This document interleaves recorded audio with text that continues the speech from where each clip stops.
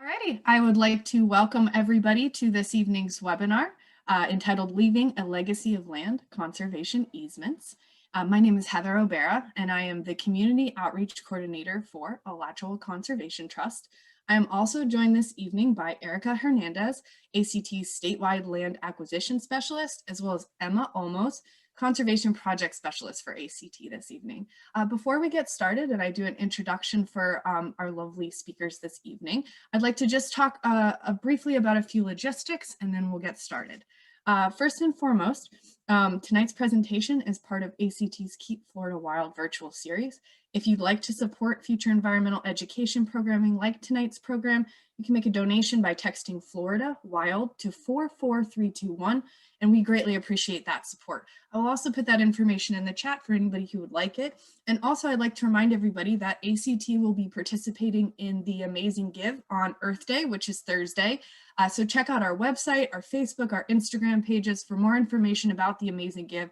It is a day of local giving in our area. It helps support some really great projects. And this year we'll be fundraising for a project on the Santa Fe River to help add 133 acres to our Santa Fe River Preserve. Really exciting. We'll be protecting an additional 1.3 miles on the river and also portions of not only the upper Santa Fe, but the new river as well. So please check out our Amazing Give page, check out our website on Thursday, and consider making a contribution to that very important project on the Santa Fe. I'd also like to let folks know that there will be a recording available of this talk on our YouTube page. So if you go to YouTube and search Alachua Conservation Trust, you can find this recording. We have all of our webinars up on our YouTube page. So if you missed one of our webinars, or if you know of somebody who would like to tune in at a later date, please direct them to that page so that they can watch those webinars. Also, there will be a Q&A following this evening's presentation from Emma and Erica. So please, if you have questions, you can submit them through the chat at any time this evening, or the Q&A, which is located at the bottom of your screen. We cannot acknowledge raised hands. So if you raise your hand during the presentation, unfortunately, we can't have cameras or microphones on from our attendees, but please do submit your questions through those two options, the chat and Q&A. Without further ado, I'd like to introduce our two speakers this evening, and then I'm going to turn it over to them and I'll come back for the Q&A at the end. So first off, we have Erica Hernandez. Erica joined ACT in the spring of 2019 as our statewide land acquisition specialist. She spent a year camping across the Western US and Canada before she came to ACT. Erica has spent her career researching flora and fauna across the state of Florida and earned her master's in interdisciplinary ecology from the H.T. Odom Center for Wetlands at the University of Florida. From deep interior swamps and estuarine ecosystems to sandhill and rare communities like Florida dry prairie, Erica loves to be neck deep in mud or crawling around saw palmetto looking at Florida's rich ecological heritage. Erica has been a public service servant for state agencies and public universities for over 20 years, often collaborating on complex projects requiring large stakeholder participation. In her personal time, Erica can be found foraging for wild fruit or blacksmithing. We also have Emma Olmos, who is an Alachua County native who joined ACT after completing dual degrees in environmental and sustainability science and developmental sociology at Cornell University. She specialized in water resource management, education, and policy. Emma worked as an undergraduate research assistant, where she assisted in soil and nutrient studies of restored wetlands in the upstate New York area. Her efforts include managing Rock Bluff Springs, as well as assisting with various ACT conservation projects.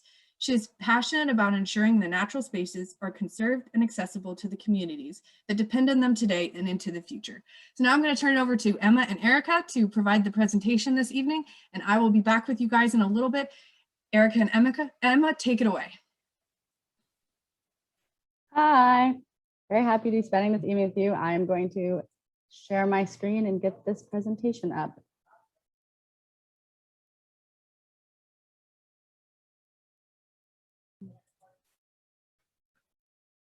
Okay, so welcome to our webinar this evening. Here's just a little bit of an overview of what we're going to be talking about tonight.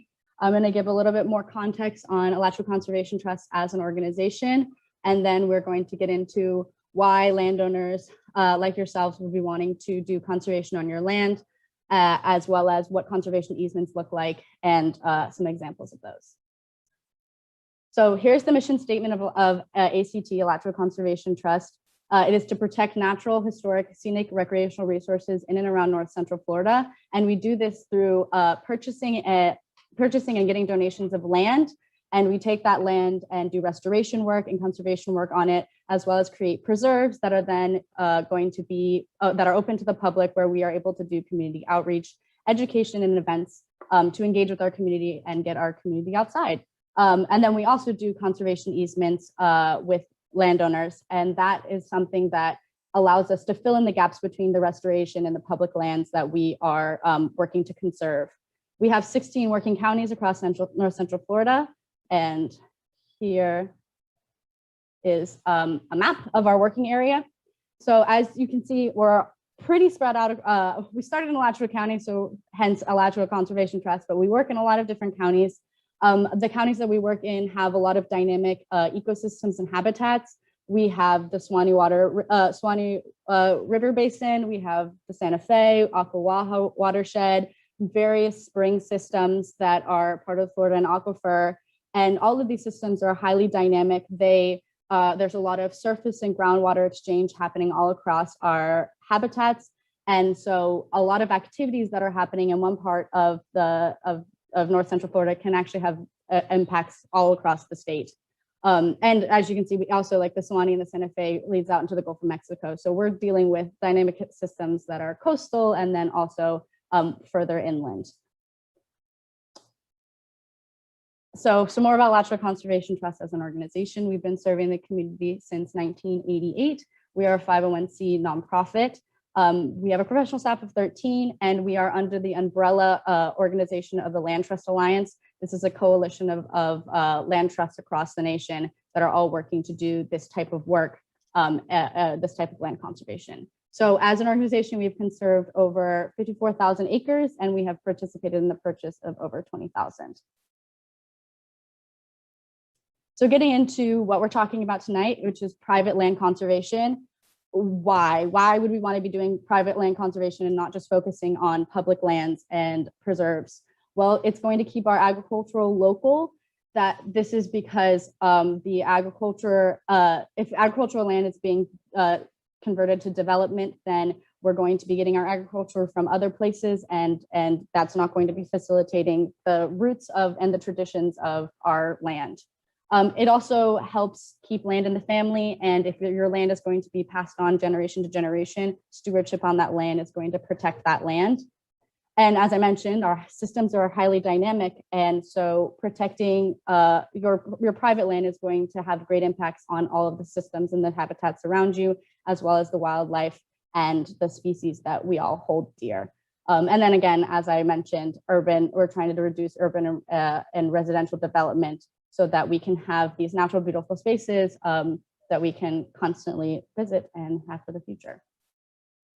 And then again, more of like an individual personal benefit to doing conservation on your land is that you're protecting your land and your resources and perpetuating good stewardship on your land, which allows the land to be kept in the state that you have it in. It is allowing you to pass it along for generations and still have the same value that it had for yourself and also for your community and for the resources and species that depend on it. And now I'm going to pass it on to Erica, and she's going to talk a little bit more about conservation easements as a way to do this. Thank you, Emma.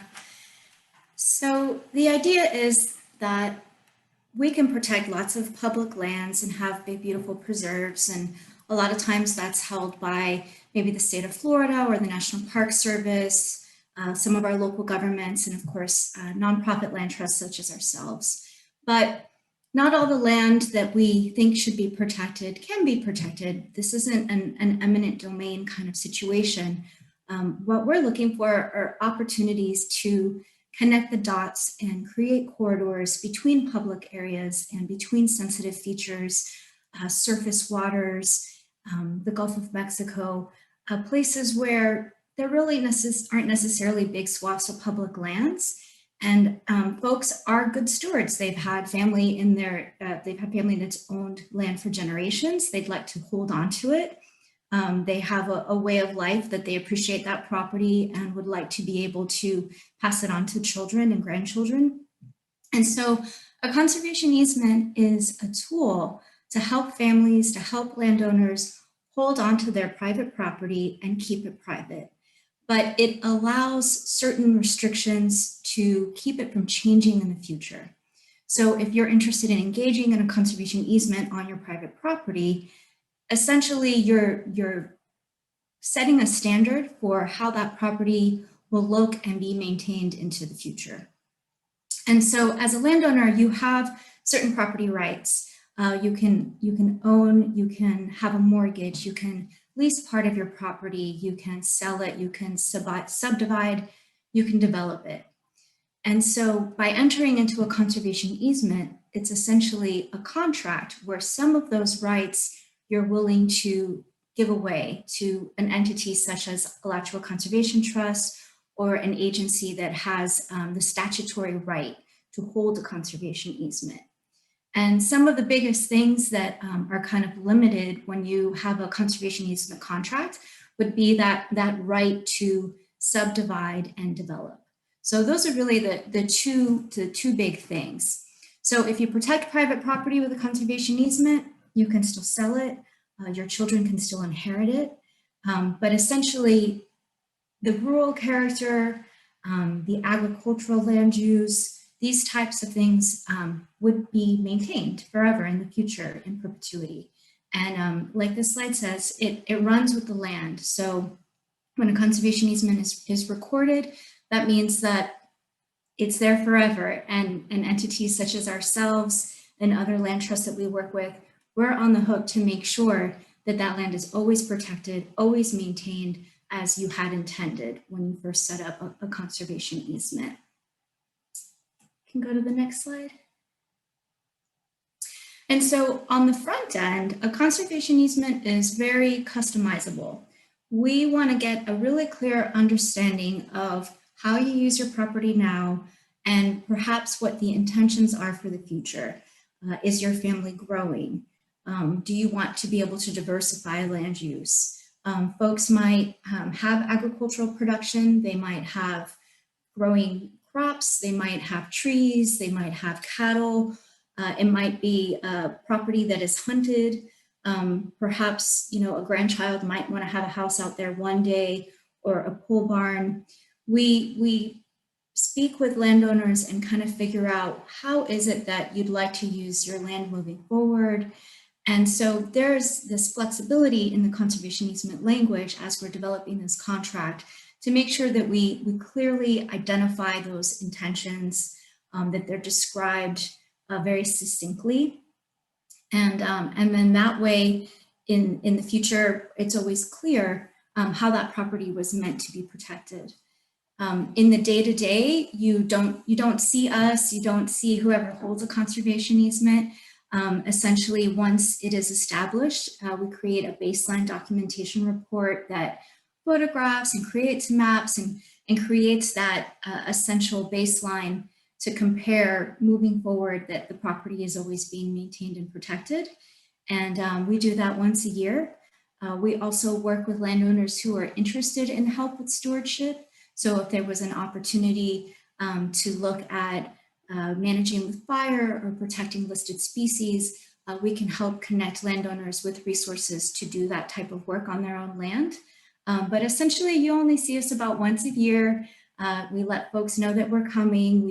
We organize a trip, and hopefully, if we have a conservation easement with someone, there's a relationship there. We want to make sure that we really understand what it is that you want to do with the land, and that we can make sure that that is always the standard for which we move forward.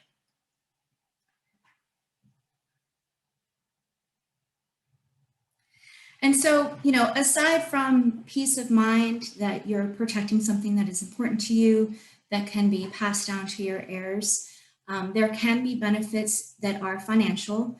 Conservation easements, when they're donated, can be claimed on taxes potentially.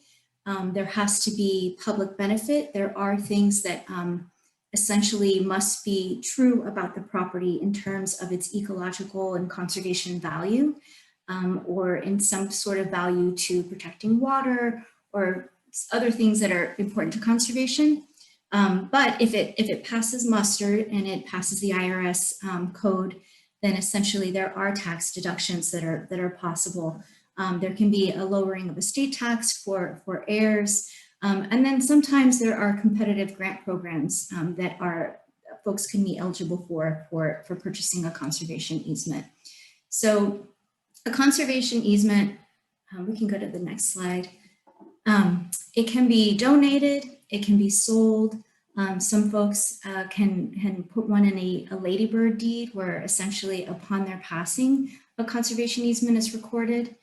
And so there are lots of different ways to record a conservation easement to protect your land. And essentially it stays yours in the day-to-day management and use. And then we just check and make sure that it's always protected moving forward.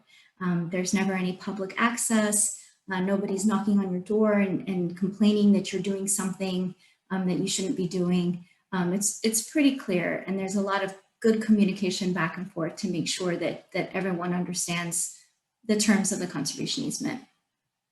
So in terms of qualifying for a tax deduction with the IRS, there are appraisals that are done. They can't be too old. They have to be no earlier than 60 days before closing.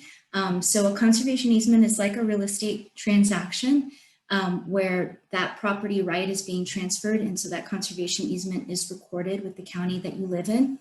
And so, you know, the value of a conservation easement is going to be related to market value. So you can't have a appraisal that's too soon.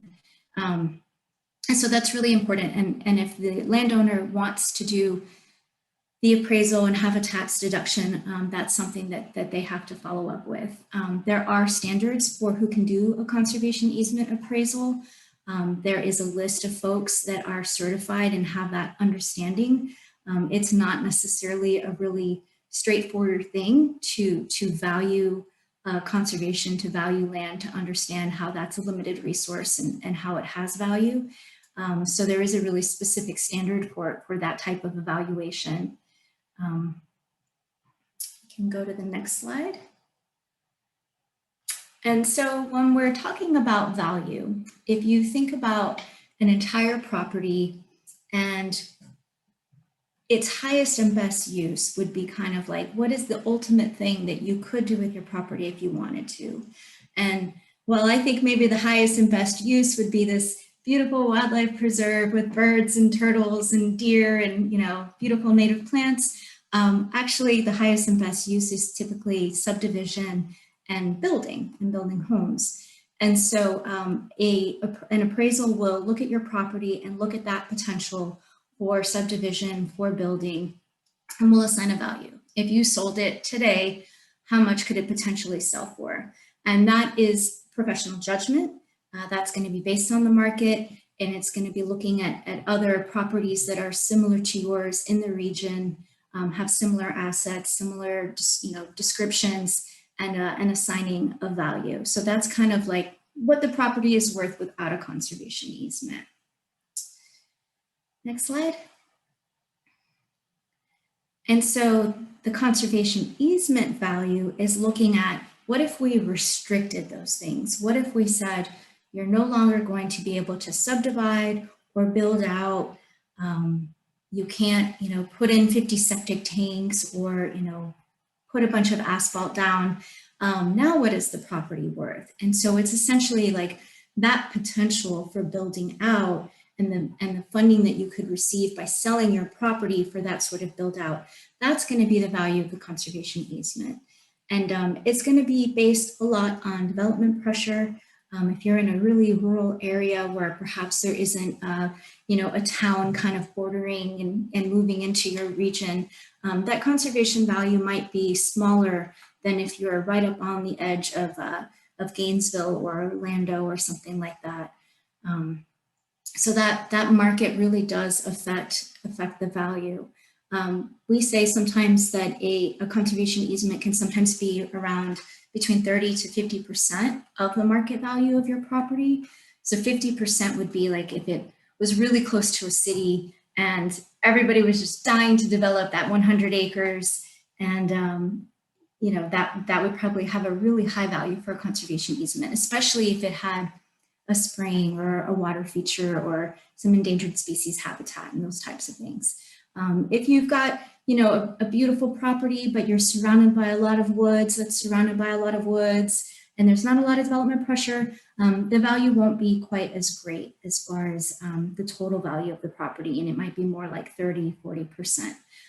But we are in Florida, and definitely what we see is rapidly changing rural areas, and so that's why that appraisal at the right time, so that it's truly reflective of the market value, is really important. Next slide. So essentially the conservation easement value is that difference between your market value, where you could potentially just sell it for subdivision, or if you actually protected it and kind of lost that potential, you no longer had that potential to subdivide. And so as far as income taxes, it is considered a charitable gift if you meet the criteria and the conditions are met. And so that can be claimed on income taxes for up to 16 years. You can claim up to 50% of the value of the conservation easement for up to 16 years, up until you kind of get to the full value of the conservation easement. If it's zoned as an agricultural or ranch land, you can actually claim 100% of that value. This doesn't really work for everyone. It really depends on your tax bracket and how much your land is worth versus what your income taxes are like. But sometimes it can be a really nice benefit to doing this altruistic type of move to protect your land. And sometimes you need to speak to a financial advisor. Perhaps, now is not the right time, but maybe in a few years it will be, or vice versa. We always encourage folks to speak to an attorney and to speak to a financial advisor to decide if this is something that's going to work for you and for your assets, and for the way that maybe you're managing your retirement, or what you want to do with that property moving forward.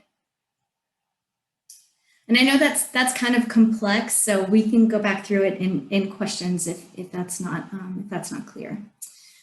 So just some examples of the type of conservation easements that we do on private lands. We can do an agricultural easement. So as an example, perhaps someone has 400 acres and already has a home and some barns and structures there. Maybe, folks are really diversifying often to hold on to land. So there could be combinations of cattle and timber and hay, or maybe some row crops. Unfortunately, we do see that children may not be as interested in staying in these rural areas and are moving away. But sometimes they love cattle, or they love to rope, or they are really into quail hunting or something like that. So perhaps there is a child that maybe would like to stay on the property and would like to build a homestead in the future. So looking at all these kinds of different interests, we would probably create an agricultural easement that would protect the right to continue to cut trees, raise cattle, protect the hay fields, or something like that, with an option maybe for children to build additional homes. With this option to build future structures, we will always look for ways to reduce that impact. And so we will identify where those future homes might go, essentially how large they might be. And this is called a building envelope. So we might say, well, here in this front field, we're going to reserve an acre and there will be a home there. Other ways that we can look at trying to restrict those development rights, but maintaining kind of that future potential for building a house, we might look at the impervious surface. So will someone need to build a road to get to their house, and how much of an area is that going to cover? And the idea is that, perhaps your grandchildren or your children don't build a home out there. Perhaps someone else, maybe the property is sold in 50 years. And so we don't want to be ambiguous about what your ideas were for that property. And we want to look for trying to be as specific as possible, because we're trying to protect that conservation value. If you have a really big conservation easement, it's probably not going to pass muster with the IRS as far as the conservation value. So the stricter that you can be, the higher the conservation value. We'll go to the next one. So Alachua Conservation Trust actually has an unusual conservation easement program through some grant funding that we started several years ago with partners with the Archie Carr Center for Sea Turtle Research, and as well as the University of Florida College of Law, and also the Sea Turtle Conservancy. We actually are giving a talk next month on protecting sea turtle habitat on the coast. What's really interesting about these conservation easements is that a lot of coastal property is already subdivided and already has a home on it. And so they're very small lots that are worth quite a bit of money. And so in these instances, we look for ways to limit things that would inhibit sea turtle nesting habitat. So much nesting habitat is really restricted to public areas where there's not a lot of lights and there's natural beaches. But unfortunately, the coast of Florida, so much of it does have condos and homes and commercial areas, and it's beautiful and it's a great place to live. And so what could we potentially prohibit there to create a coastal conservation easement? So in these cases, we might look for things like removing an opportunity for a physical obstruction, like a seawall or a dock. We might put in permanent descriptions for appropriate sea turtle lighting, and allowing for some stewardship for maintaining the beach. So that's kind of an unusual program. And if you have questions about that, we can answer those, or you can join us for our webinar next month. Next slide. And then another thing that, folks sometimes have natural areas. Perhaps they live on the river, or they have a nice little patch of woods, or a piece of land that the family has held on to that they like to hunt or have passive recreation, bird watching, and that sort of thing. So again, maybe you could maintain a home there, or perhaps not. Sometimes folks want a really restrictive conservation easement. They really liked it the way that it was when they owned it, and they want to make sure it's always managed that way moving forward.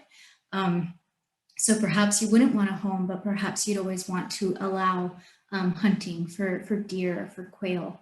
A lot of these properties that are natural, many of them in Florida are adapted to fire. So potentially we can help landowners connect with those kinds of resources for managing with fire, to continue keeping that nice habitat. A lot of our partnerships with agencies have programs for landowners assistance, as well as Alachua Conservation Trust ourselves. We have some grants that help with things like prescribed fire, or restoring longleaf pine ecosystems to natural areas. Next slide. And so the process is essentially, we get in touch. A lot of times folks will reach out to us. Sometimes you're able to join us for a webinar or an in-person meeting and learn more. And maybe it's piquing your interest and you have a lot of questions. And so really we just want to start with a conversation. Sometimes we have a questionnaire that we can give you to help you kind of answer some of the questions to figure out what it is that you're trying to protect and why, what you want that property to look like moving forward. So kind of identifying these goals for your property. And then we'll decide, is a conservation easement really what you want? Is this going to work for the way that you want your property to be managed moving forward and whoever inherits it? And then we'll do a site visit and get a look of, what it is that you see, so that we get an understanding of what's out there, and really get an idea of like, okay, well, what is it that we're protecting? What kinds of things need to be in the conservation easement, so that we're really addressing this particular property. And that's where we really start to curtail the easement language so that it reflects what your needs are. And it's at that point too that we, start recommending that folks speak to an attorney or a financial advisor, and just, make sure we're a small nonprofit. The process of drafting a conservation easement, it takes a lot of time. It requires a lot of research. We do have some templates, but of course, these are all tailored to your individual needs.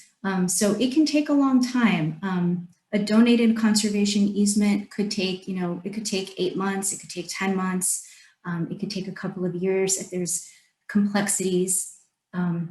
We're always going to do title work to make sure that it's very clear that the person signing over the conservation easement and restricting those development rights, that they're actually the person that has the right to give those to Aboutlachlan Conservation Trust.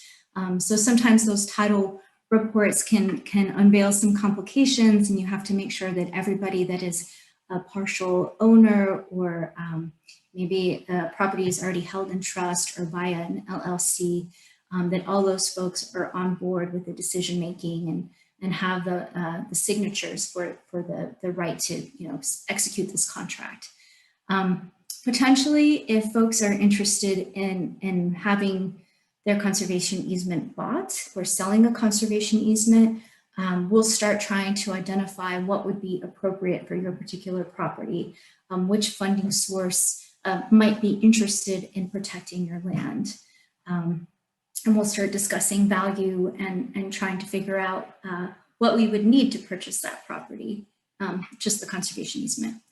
And then we are discussing the terms of the easement, we're drafting, and at that point there's a lot of back and forth of language. Perhaps attorneys are involved, or perhaps it's just the landowners and ourselves kind of going back and forth and making sure we really capture what's important to you. And then potentially there's other due diligence, just like a real estate transaction. So potentially there are boundary surveys, baseline documentation. We might do an environmentally sensitive area, phase 1 investigation to make sure that there are no surprises, septic tanks or old garbage dumps or things like that, especially when we're talking about large properties that are in rural areas. Maybe there's a cattle dipping vat or something like that.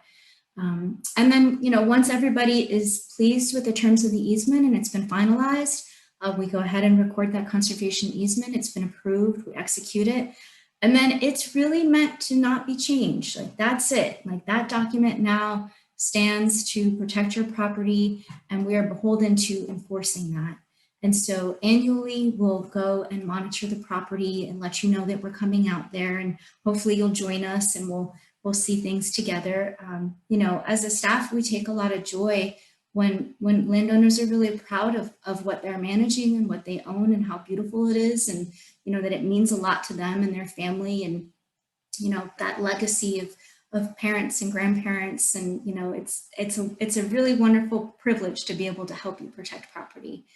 So we really enjoy getting out there with you. Next slide. And so, as I mentioned, there are other options besides donating.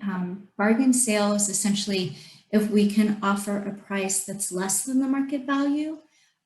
Sometimes maybe folks just need a little bit of funding to help with future management, or just to help with their estate planning or something like that. So that's what a bargain sale is. And then there are lots of opportunities with wills and bequests. Sometimes folks might just leave us distributions of assets where the heirs take some parts, but perhaps you leave a portion of the asset to ACT as a charitable donation. There are cash bequests, all types of ways to kind of deal with your estate moving forward. And then there are other opportunities for selling a conservation easement. So it's a little tricky when Aboutlachlan Conservation Trust, a lot of the work that we do when we're purchasing land is based on private donation, folks that support us in our community, as well as maybe other foundations that are out there that support conservation work. But because it's protecting private land, there's a little bit less of an appetite from these private foundations, because really what they want to protect are properties that the public can enjoy. Now, when we protect private land, there is still a public benefit. For instance, you're protecting water recharge potential, you're protecting surface waters, you're protecting springs, you're protecting the Gulf of Mexico. Perhaps you have an imperiled ecosystem on your property. So there is public benefit to those types of things. And so really when we're looking to purchase a conservation easement, we have to find public partners. And so that's going to be local governments and state and federal agencies. Perhaps your property is in an area that the state is already recognized as being really vital for water, healthy watersheds, healthy surface waters. And many of you were invited through letters and postcards that we sent. And we specifically were looking for property in these areas that the state has identified as being significant for the Swanee River Basin, the Santa Fe River Basin, the Ocklawaha River. There is a lot of need for doing rehabilitation and restoration of surface waters and groundwater. So potentially there's funding there where protecting your property, keeping it from getting built out with lots of septic tanks, that is something that the state might be interested in paying some funding for. When we work with state and federal partners and local partners, they're going to have more restrictions, more strings attached of what they want to see as far as protections. Potentially, they might want to install a well so that they can monitor water quality and water quantity. Or they might require that a specific type of land use is always maintained.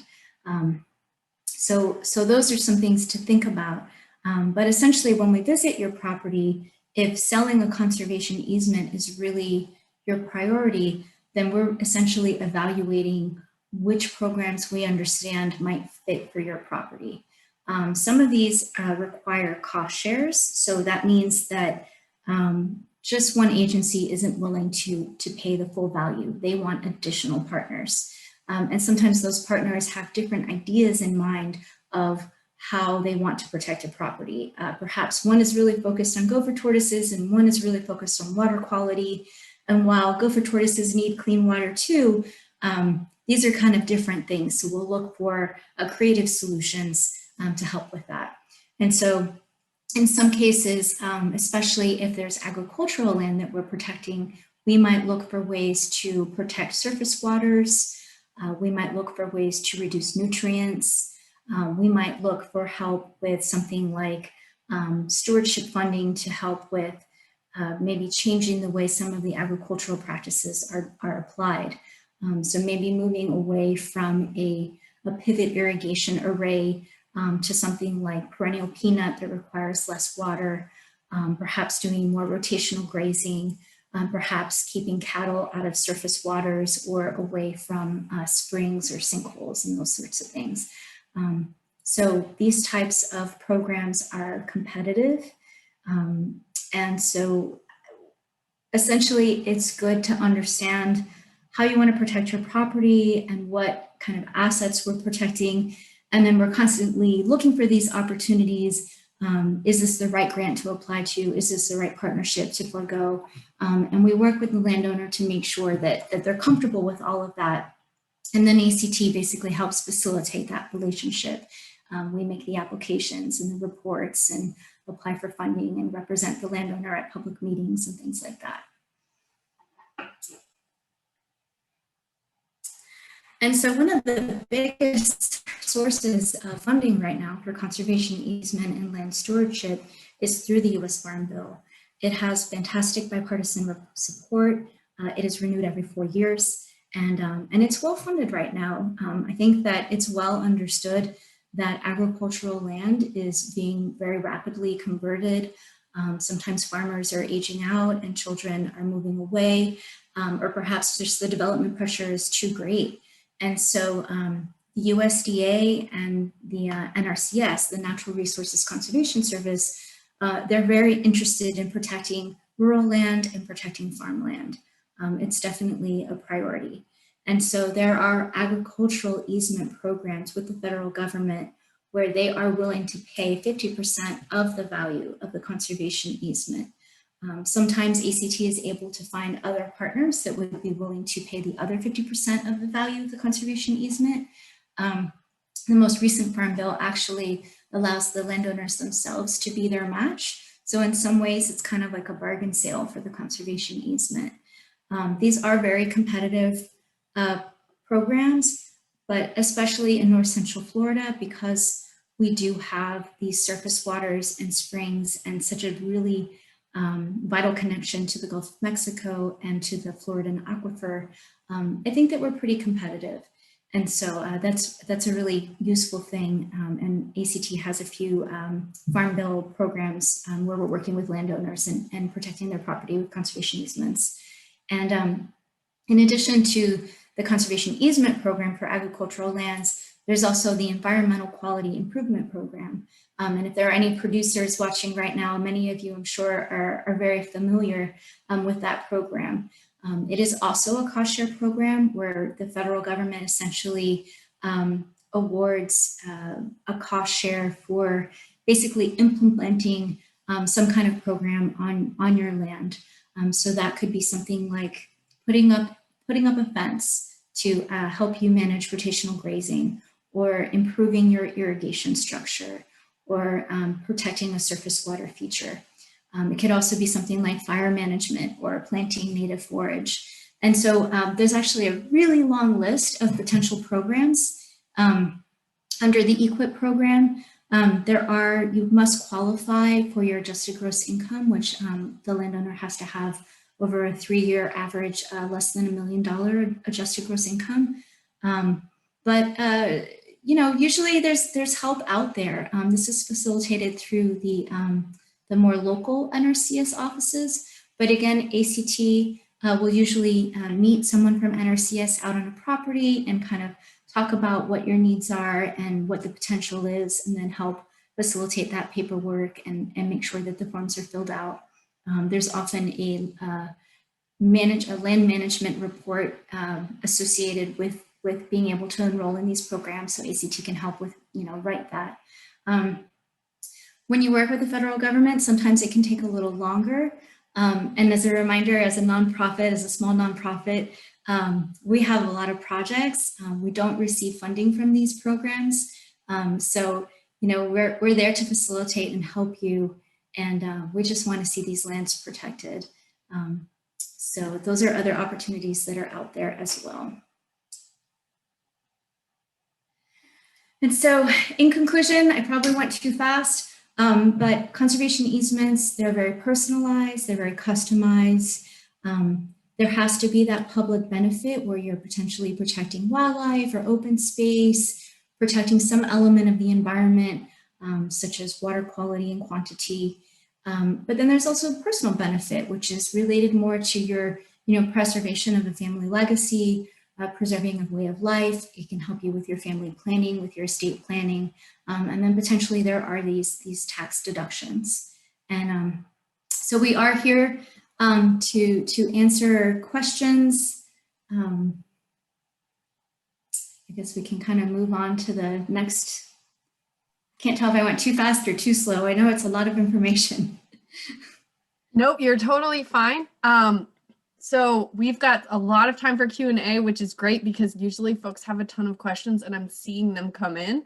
So for folks who have questions, please feel free to submit them to the chat or the Q&A option. If you joined us a little late, just know that I can't acknowledge raised hands. I can't turn your cameras on or your mics on. That's not the way that Zoom webinar is set up. So if you have a question, make sure you just submit it through those two options. And we've got some questions coming in, so I'm going to get to as many as possible. If you have a very specific question about a very specific property, we can't necessarily answer all of those tonight because they're very complicated. And we want to give you guys the best answer possible. So in that instance, I recommend contacting Erica or Emma. Their information is on the screen for you. You can also go to our website and we have a contact us button, and that actually goes to our general email, but I see those and some of our other staff sees those, and so we can route that to the appropriate staff member if you have a very specific easement question about your property. And I know a few people submitted those, and so I've collected information for you guys, and I'll pass that along to Erica and Emma so they can get in touch with you and really talk about your property and talk about the options for it. But tonight I'd like to pose a few general questions to both Emma and Erica to talk about and answer. And ladies, if you hit it in your presentation and I might have missed it, just let me know that it's in the presentation. And you guys can check this presentation out on YouTube at any time, so you can go back and watch it. And we also have one from earlier in the year too. So there's 2 different conservation easement presentations available to you that might have a little bit different information because we did them at different times during the year. But let's get started on the questions. And we're slated to go to 7:30, but we might end a little bit early, and that's all right too. So the first question that I'm going to pose to you guys is about public access. So ACT has a lot of public preserves that anybody can go on. But what about conservation easements? Are those open to the public, or do you retain private ownership and it's your access only? Yeah, that's a really common question. Conservation easements, it is private land. It stays private. It is not open to the public, not even a little bit. It's, totally up to the landowner who they allow on their property. And that it goes for us as well. We don't just show up at your property whenever we feel like it. That's something that we coordinate and discuss. We might send a letter or give you a call, depending on, why we might need to go out there. But usually it's just the once a year monitoring to make sure that the property is being protected and maintained as you intended, as is reflected in the baseline documentation when we first record the conservation easement. So there's no public access on a private conservation easement. Great, thank you. And we do have a lot of landowners who, after they pass, they want to make the land open and available to the public. So that does happen. And we also have landowners that just outright donate some property, and that wouldn't be a conservation easement situation, but it would be protected by ACT. So there's a couple of different options, but I know a lot of folks they sometimes are concerned that by making it into having an easement on the property, that means that anybody can come on and go onto their land. That's not the case, as Erica just said. So our next question is, can ACT do easements or engage with landowners about easements outside of its working area? So ACT works in 16 counties, but we don't work in all of them. And there are several land trusts in the state of Florida. So what's the limitation on where ACT can work when it comes to easements or just protection of conservation lands? Sure. So that actually happens quite a bit. I think folks do often think we only work in Alachua County, but as Heather just said, we do work in 16 counties in North Central Florida, so we do cover quite a bit of ground. But there are many other land trusts in Florida. There is a central website where you could kind of look to see who might be your local land trust. Many of us do work in specific regions.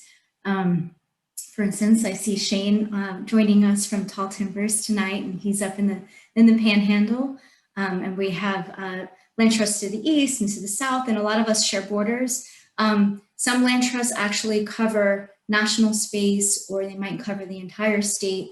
So usually what happens if we realize that a property is out of our wheelhouse, we can direct that landowner to someone else, or even reach out to a partner. It's really not uncommon that I will call the Putnam Land Conservancy or North Florida Land Trust and give them a call and say, this is the situation with the property. Are you interested? Can I connect you? And so we can help facilitate and get you to the right person.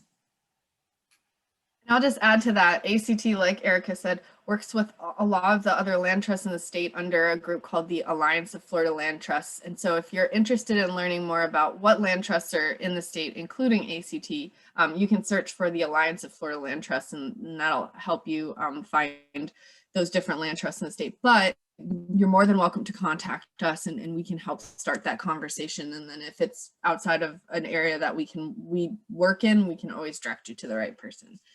And I can also add to that as well, that sometimes a project is complex enough that we work together. And so there are projects where land trusts actually, we have worked together. Maybe it's kind of bordering on our working areas, or perhaps it's just, there's some kind of connection there that it makes sense to join forces. Absolutely. So our next question is, how do you handle new owners when land has a conservation easement on it, and then it's actually transferred to a new owner? So what does that process look like? And also, what are some of the things that you might encounter when that happens? Yeah, that's really important. And it's certainly something that as a conservation easement, as more time passes, it's going to be more likely that a property might be sold or inherited. And so at the front end, the language in the conservation easement document itself, the contract, does explicitly say that you know, you have to let us know if the property is changing hands. Sometimes folks also, if the property is going to be sold, they give us the right of first refusal. If they're, you know, potentially we could buy the property at that point if they're no longer going to be the owners. But that's not always an option. And sometimes, you know, maybe somebody's inheriting the property or, you know, we're not able to purchase it. So usually, you know, we would hopefully know that that transaction is occurring because we have a good relationship with the landowner and because we stay in touch and kind of keep contact. And then as soon as that property is transferred, we usually have a meeting and kind of go over the terms of the easement and meet out at the property and kind of go through it. You know, this is what it means. I mean, you would hope that someone wouldn't buy property and not understand that it's protected with a conservation easement. Usually that is a point of pride to be able to say that, you know, the property is protected and this is, you know, this is part of my legacy. But that's not always the case. So certainly it's all about communication and relationship building and starting over with a new owner. Absolutely. And I know in some instances, you know, we might have new owners and they might not necessarily know how conservation easement works, or it's something new to them. So like Erica said, we like to establish relationships with all of our landowners and even new landowners, talk them through the process so that we don't have a violation of the easement down the road. So that's something that we do as well. Our next, we've got a couple of questions about length of time on easement. So I'm going to get to those kind of in a row because I think they're pretty related. The first one is conservation easements are usually said to have a perpetual term. So for those who are unfamiliar with perpetual, it just means it goes on forever. But is that accurate, or is there a statutorily specified duration? The person asking the question said, I've heard 350 years as an example. So our conservation easements are written to be perpetual. That is the contract language that we use. And I think right now, kind of the conversation that's happening between the Land Trust and at the Land Trust Alliance level, our umbrella national level, it's just that it really is meant to be forever. There are different types of programs with specific agencies, especially in agriculture, where you could have these shorter term leases. Sometimes the Water Management District has them, or the Florida Department of Agriculture or NRCS. There are programs like that. They kind of function like conservation easements, and they are for these shorter periods of time. It could be 5, 10, 15, 20 years. Usually, those have some kind of payment. They would not qualify for kind of like the IRS definition of a conservation easement, but there are programs out there. We don't have any programs that we manage that act that way. Great, that actually answered the next question I had, which was, are there conservation easements that you can limit the term to 20 or 30 years? So thank you. You touched on that for me. Excellent. So let's see, we've got a couple more questions coming in, and folks, please feel free to send them my way, and we will get to as many as possible. The next question is, if your land is in well, we already did that one. If your land's in another county, who can someone work with? And so we talked about a little earlier what that means, but contact us and we can maybe help guide you to the right person to talk to, whether it's with ACT or with another organization in the state that does similar work. Let's see, we've got some more questions coming in. Where does the money come from to manage the property after the conservation easement has been purchased or donated? Sure. So, you know, essentially the property is still private. It's still yours. You manage it the way you manage it. But that doesn't mean that we can't look for opportunity to help you manage the property if you need funding to keep doing things. So we connect landowners with the Fish and Wildlife Landowner Assistance Program. We connect landowners with the EQIP program through NRCS. Potentially there are programs through the Water Management District if there's a way to improve and enhance water quality and water quantity. Also, ACT has some of our own grants that help restore longleaf pine and that help landowners burn their property. And so these are all grant-funded initiatives or Farm Bill initiatives. Additionally, there are groups like the Prescribed Burn Association, where it's a group of volunteers that work together to help each other manage property, and especially with prescribed fire. It has a lot of really fantastic leadership and experience in stewardship. So those are different types of opportunities. But there isn't necessarily a direct connection between I've recorded a conservation easement and now I will receive funding for land management. It's kind of a separate thing. Great, thank you. All right, our next question. How does ACT structure their conservation easements to protect forested wetlands and cypress? I'm not sure what you mean about structuring the conservation easement in terms of what do you mean, Shane? Can you provide some clarification there? We definitely protect wetlands and forested areas and cypress. I don't know if the question is maybe related to logging.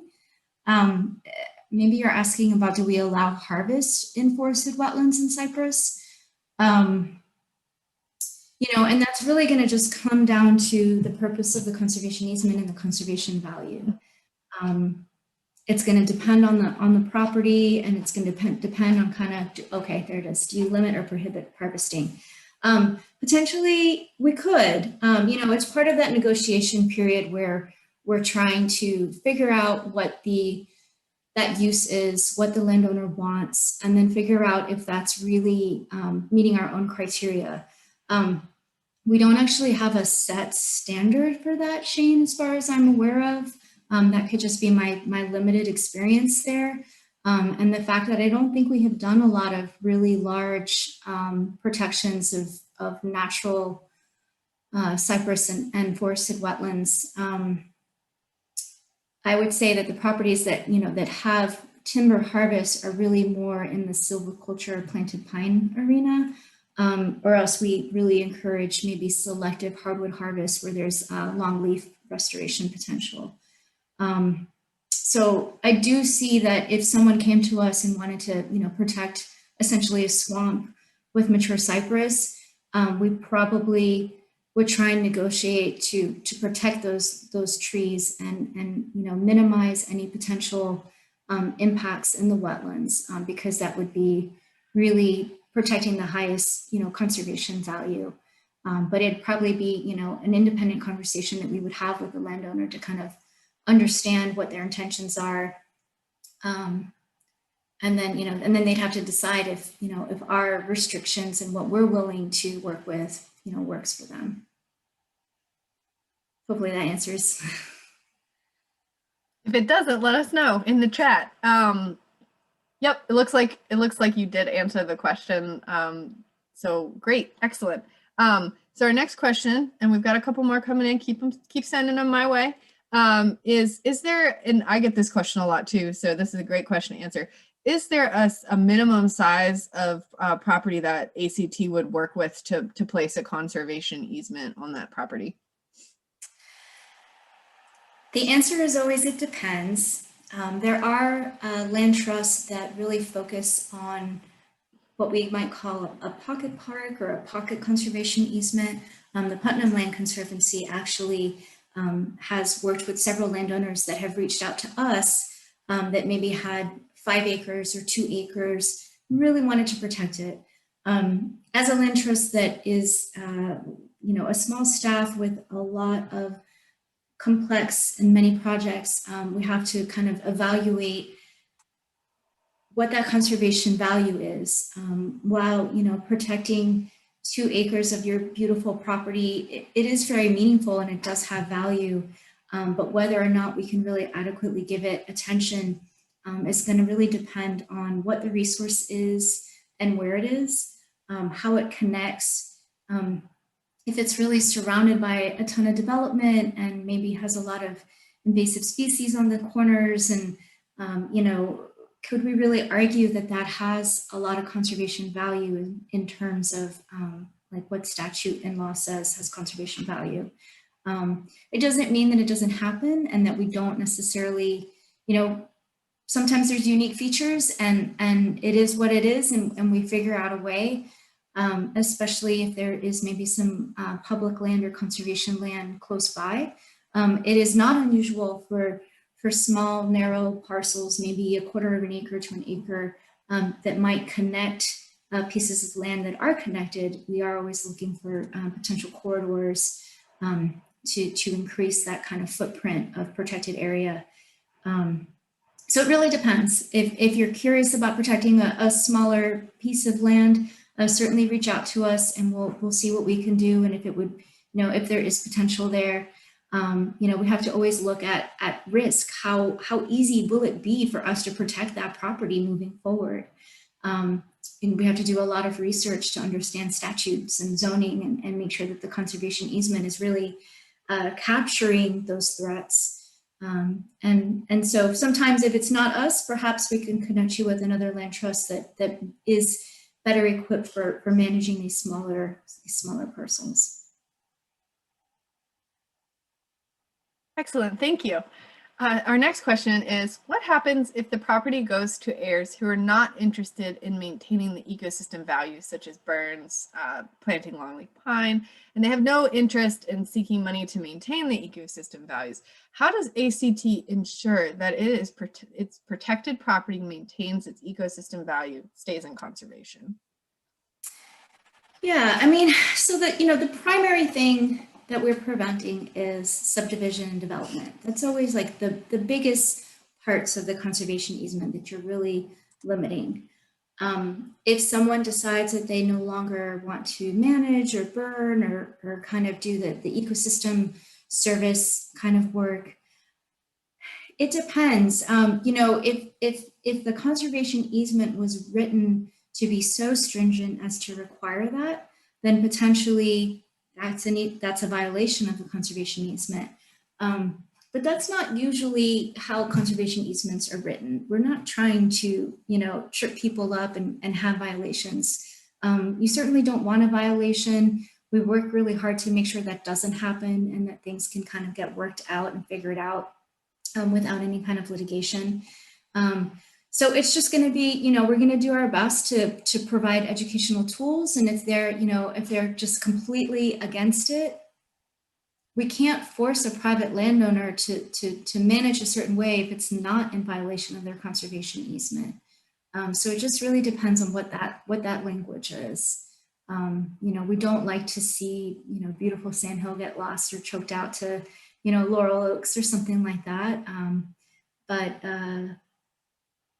We can't force someone to cut them all down and burn it, but we'll do our best to just maintain that relationship and look for opportunities to keep that kind of stewardship moving forward. And it really comes down to, how you structure the easement and our relationship with the landowner and their family as well. So if someone's interested in doing an easement and they know that the property will pass to their heirs, having those conversations early on, I think avoids a lot of the issues that folks are worried about. And so that's, having open communication, having good relationships, and talking about these things early on, I think help kind of alleviate some of those issues. Certainly it could still happen. And, our job once an easement is filed is to defend that easement. And so that's what we do when we have to. It doesn't happen too much. But in most cases, a lot of folks, and their family are very conservation minded, and that's something that they've been talking about all along. Our next question is, have you ever extinguished a conservation easement, or is it absolutely permanent? And such as when the surrounding properties are being developed. And this person says, I've seen other agencies do this. It really bothered me. It was absolutely not the intention of the owners that donated that easement. Mhm. Well, I would think if the agencies were, I mean, our easements are not designed to be extinguished. You know, to pass the IRS muster, they really need to be ironclad. They are not meant to be undone. Some agencies are more flexible than others, and they do allow things that that we do not allow, or that, you know, if that's negotiated and that's something that you really wanted, you would have to understand that it wouldn't necessarily meet the requirements for the IRS for conservation value. So it kind of all goes back to designing that conservation easement. They're not meant to be extinguished. It's meant to be very difficult to be undone. You know, there are cases of eminent domain, and we couldn't necessarily say that a conservation easement would absolutely stop eminent domain, but it can certainly aid in the decision making as they're coming up with kind of like alternatives and different routes, perhaps for a pipeline or a road or something like that. And we have had examples of property protected with conservation easement where the Sable pipeline actually had planned on going through this property and instead skirted the edge of the property and was off the property boundary. So they really are designed to be permanent.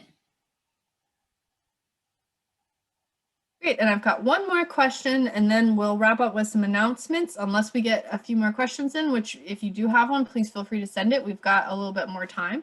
And I think you kind of answered this question, but I'll ask it again just in case it's asking something different. But is there usually required to be an endowment from the landowner to fund the annual visit or oversight by ACT? Yeah, so actually I didn't talk about this. And so thank you so much for that question. I'm so sorry that I didn't bring it up. So yes, the answer is, as a nonprofit, having an endowment associated with the property that we protect is definitely a part of the way that we're able to protect the property in perpetuity. And so essentially, when we are looking at the complexity of the project and how large it is and how easy or how difficult it is to get to and how it will take, you know, how it will monitor, we'll start to develop an idea of how large the endowment needs to be. Part of the endowment actually helps us purchase title insurance, and that is to protect the conservation easement so that if one day, 50 years from now, there was a reason to pursue litigation for an easement violation, we have this insurance to help us. Endowments are restricted funds, and so it would be tied only specifically to your property usually. And it helps us with developing that baseline documentation report. It helps us with travel. It helps support the staff that's maintaining the terms of the easement and doing the monitoring in perpetuity. So yes, endowments are definitely an important part of us being able to continue our work to protect this property.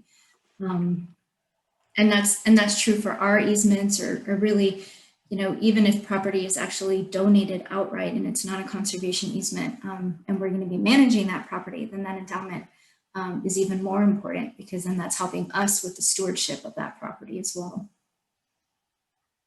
Great, thank you so much. And then I actually wrote down a question and I want to get to it just briefly before we wrap up. But we talked a little bit about the federal programs that are available and how ACT helps navigate those.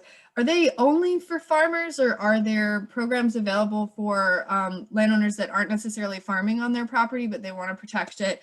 And also, you know, what's ACT's role in that? So how are we involved with the landowner in working through those federal programs? Are we facilitating them? Are we kind of guiding them through? Can you talk a little bit about that? Sure. So the Farm Bill was the one that I mentioned, and of course that is for farmers, but it can also be for silviculture.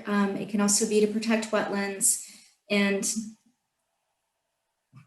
it can also be to protect natural areas on producer lands. So sometimes someone might have native grassland or native forest along with an agriculture, and so perhaps we're really looking to protect the natural area.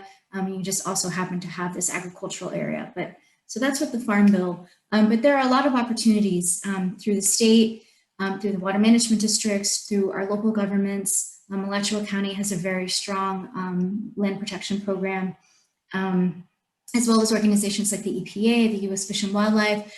So there are many, many programs out there. And so that's part of us understanding what your intentions are for that land use, and then seeing the property and really understanding, are there listed species or sensitive features, or are you close to something that is sensitive, to try and help us figure out which program could be a good fit. Right now, there is, of course, a lot of interest in protecting water. So while, agricultural producers need a lot of water to produce crops, or might need to, look at how they're affecting nutrients, you might also just have a completely natural landscape that's really important for aquifer recharge. And so there's an opportunity there to point out to an entity that has funding that, helping us purchase this conservation easement is a net benefit to protecting water quality and water quantity. And there are also lots of programs for listed species like gopher tortoises or fox squirrels and indigo snakes. And it really just depends. We're always looking for that opportunity. And if perhaps at this time, your property doesn't fit a specific funding that's available, we keep tabs on it and we keep track. And as new opportunities become available, or there's a new grant or a foundation that we can apply to, we'll let you know. And so in terms of ACT's role, it's essentially trying to facilitate all of these potential partnerships, leverage funding, help the landowner make sure that, that their intentions are protected, that we really get it right with how you want to protect your property. And then really just trying to protect you from the bureaucracy of paperwork and signatures and things like that, and just try and keep it really organized for you so that, things are clear and you understand what the process is, and we can just basically facilitate that. And we do actually have several grants right now that are supporting staff time to help us get producers enrolled in things like agricultural easements or protect land on the Santa Fe River and things like that. So, so it's kind of a two-way street. Sometimes we're looking for funding to protect land, and sometimes we're looking for funding to keep staff able to help you protect your land. Excellent. Well, thank you so much for the presentation this evening to both Emma and Erica, and also engaging in a very informative Q&A. For those who knew someone who couldn't tune in this evening, the presentation will be available on YouTube immediately after we end the Zoom tonight. And so you can check that out at Alachua Conservation Trust's YouTube. Just search for us there and you should find us. And we also have all of our other previous webinars up on that page. Just briefly before I go, a couple announcements and then we'll close out the webinar this evening. If you are interested in sea turtle conservation and specifically in habitat conservation, but also in sea turtles, we have a presentation coming up on May 27th, and it will be at 6 o'clock, same place, same time. So we'll be on Zoom. And I'm really excited for this one. We are in nesting season for sea turtles right now. And so it's a very exciting time to be talking about how we're helping to protect their species and also habitat along our coastal areas. So the link for that webinar is actually in the chat. I will be putting it up on the ACT website within the next few days, but I wanted to get that to you guys today. So please check that out and consider signing up to learn a little bit more about this topic. It's not something we always talk about, but we're really excited about the work that we're able to do in coastal communities. And so please tune in for that. And then also, as I mentioned before, ACT is participating in the Amazing Give on Thursday, which is Earth Day. So celebrate Earth Day with us by helping protect the Santa Fe River. We are working to add an additional 133 acres to Santa Fe River Preserve, which it would actually bump the preserve up to protecting over 1,000 acres. So that's a huge milestone. We hope you can help us. We have a match, so dollar for dollar, every dollar you donate on Thursday will be matched. And we also have a couple of match challenges as well to unlock additional funding towards that goal. So please consider making a donation or at least sharing the event with other folks. You can go to theamazinggive.org, and you can also search for that, and then search for Alachua Conservation Trust, and our page will come up and you can learn a little bit more about that project. So once again, I just want to thank Erica and Emma so much for being here tonight and for speaking about this topic. Once again, if you have a very specific question about a piece of property that you own and you'd like to learn more about what options are available to you, their contact information is on the screen. You can also go to alachuaconservationtrust.org, and there's a contact us button. And if you want to submit your information, we can get back to you and talk to you a little bit more about specifically your property. So please do feel free to reach out to us. Also, if you're interested in some of the programs that Eric had discussed, we can talk to you about those as well. So thank you again for joining us this evening. I hope everyone has a wonderful evening, and we will see you on May 27th.